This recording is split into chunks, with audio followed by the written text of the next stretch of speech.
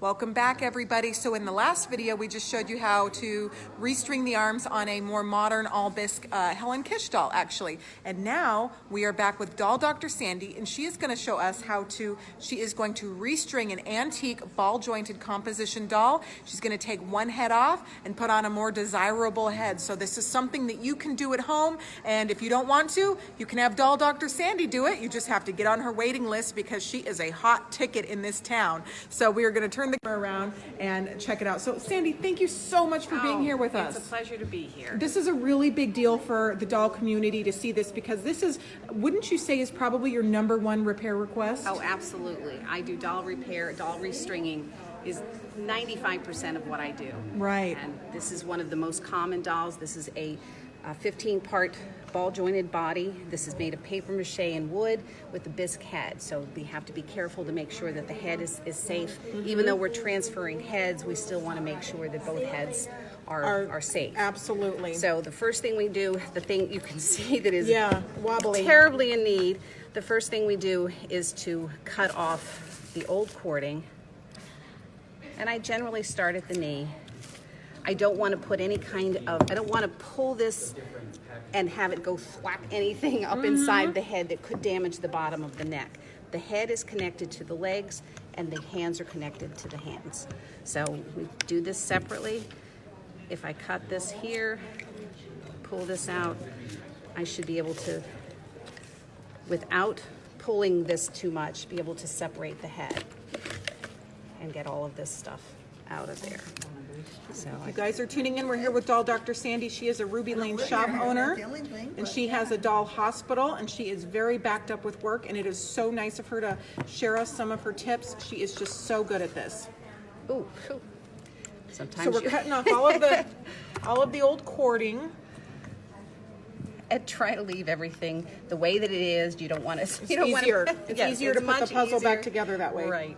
And the first thing that you want to do once you have it apart is make sure that all of your hooks are big enough, open enough that you can hook it. That one looks good. This one looks good. Normally I would have a stringing tool that is made for that. And since I don't, I will make myself one. So we are doing it rough and tumble style out here in Baltimore, Maryland. She is making her own tools, which goes to show you don't even have to have all the fancy stuff to be able to do this. You can do this. Right. All I'm doing is just making a hook. Taking a wire and making a hook, go through the body, straight across. I'm going to do the arms first because the head, I want to save that part for last. Based on the size of this doll, I want to use this cord. How do you know which size cord to use? It's based on 3.5 millimeters is probably the most common use for dolls that are about 18 inches tall, 18 to 24 inches tall. Sometimes I'll go a little smaller on the arms, but I think that this one, that's basically what was in it before. So I'm going to go with the same size that she has now. I just have to find the end. There's actually 2 different sizes on this thing, and I can't find the end. Okay. There we go. Okay, so I'm going to loop this through, pull it on through. Well. And I messed up my little hook.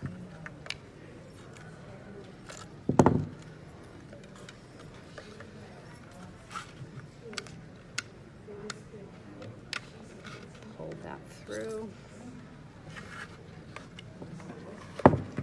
And go back down through all the parts that she has. First the shoulder, then the elbow, the lower arm, and sometimes you have to reach up with the hook and pull it through.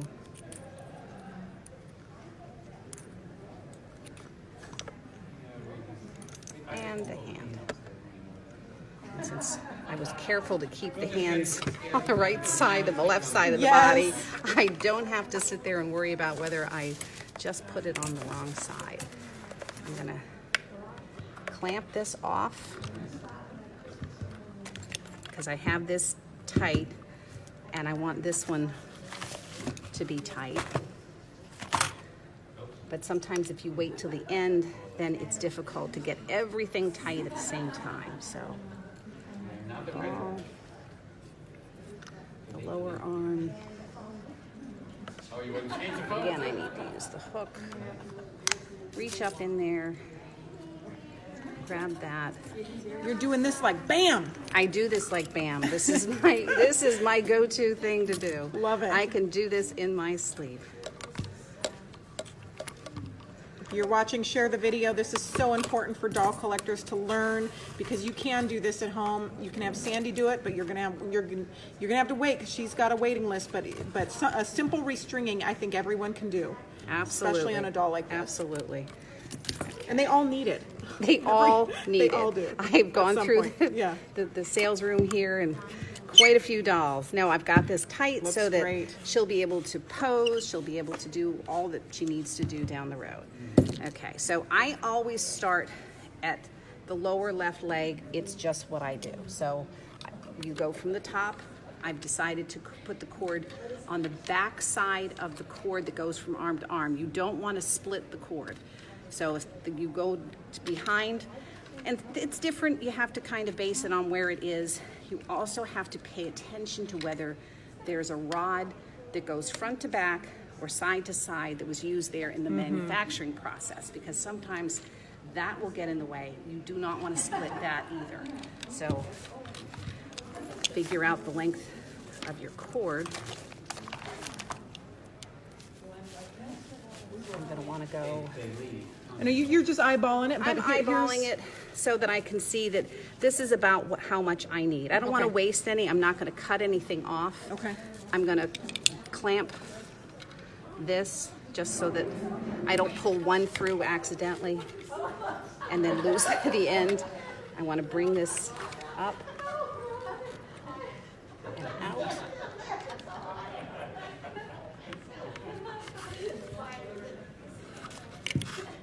And fortunately, this doll did not require any kind of, it didn't have any damage to any of the parts. Everything looks to be in order. I'm going to go in this side and again make sure that my hook comes out on the back side of the cord, because that's where I had placed the first piece. And also notice I don't have the head here yet. I don't want to get the head involved in this process yet. Not until the end. Until the end. I must be sticking on that cord that goes arm to arm is just getting in my way. So sometimes you just have to, it's a little fiddly. It's getting caught on it.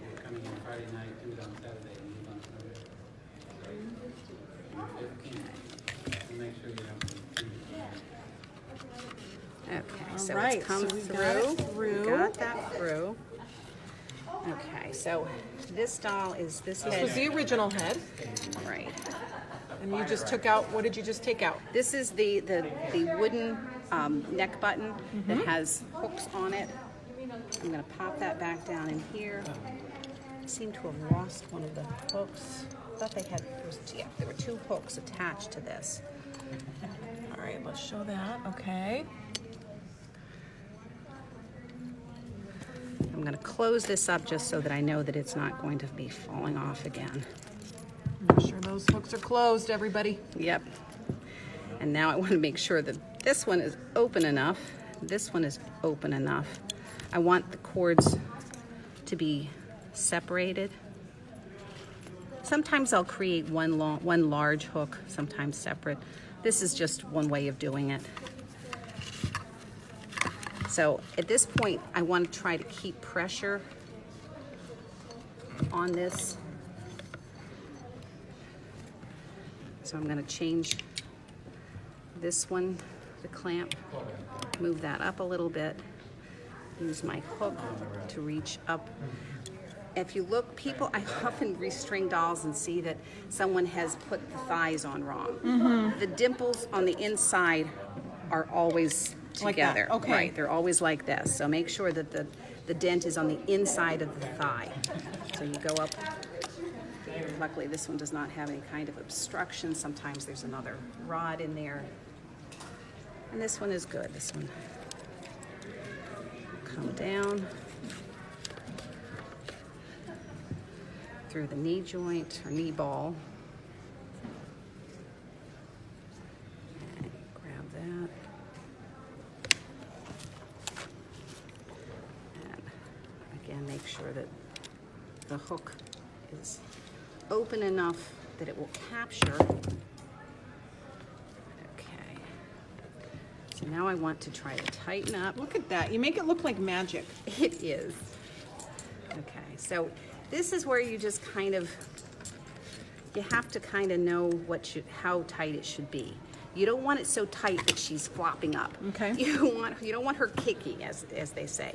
You want her to just have enough tension that you can still pull it down, but it's not, it can stand or it can turn, it can sit. Okay. But it's Yes. not going to be too tight. Very important, because I'm sure that's something that a lot of people Absolutely. do in the beginning. Yes. So clamp that off. And then the piece that, so I'm not going to waste much at all here.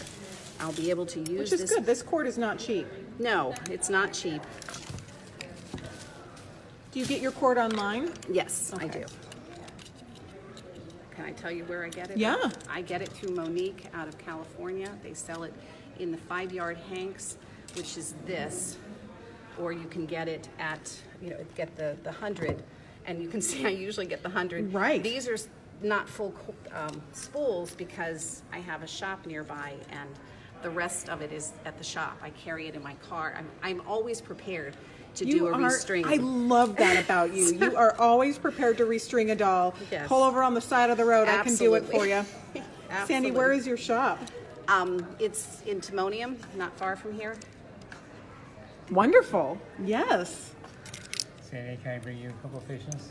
Absolutely. See, Sandy's got lots of patients lined up, and it is so great for us to be able to film this, share this with your doll friends, share this with your doll clubs. This is just invaluable to a lot of us who have this problem and would love to be able to just restring them ourselves. Now, if you've got a very complicated restring, you have to see a doctor. But this is a more common restring, which is why it's so good to see it. It's a very common ailment, everybody. Yes. Okay, remove the clamps. And again, make sure that everybody, both legs, can pull away, are tight, but not too tight. Tie my square knot. Because a square knot is not going to give way. I mean, it may look like I'm cutting off too close to the knot and that might pop out. It will not. The cord does take care of itself there. And then you hide that in there. And there, she's good. Sandy, you are so cool. You are so cool. Look, this is a beautiful, is that a 949? This is a 949 now. She's gorgeous. Gorgeous. And look, she's feeling and looking hot. Thank you, Sandy. That was wonderful. We sure appreciate it. If you guys are interested in learning more about Doll Dr. Sandy, you can contact her through her Ruby Lane shop. I know doll repair is hard work, and you can contact her that way. She also has a brick and mortar out here in Maryland, yes. Which is close to here. So what an opportunity, you guys. Share the video and contact her if you've got more in-depth questions. And you are a member of, Sandy, the Doll Doctors Association, right? Doll Doctors Association, Dollology of DC, Lady Baltimore of Timonium, and so she's got all, yeah, she's been doing this for a long time. She's truly an expert. So we hope you guys enjoyed this. And we do have a little 50s hard plastic that we can do a little tutorial with too. So I think we're going to do that. We'll see you on the next one.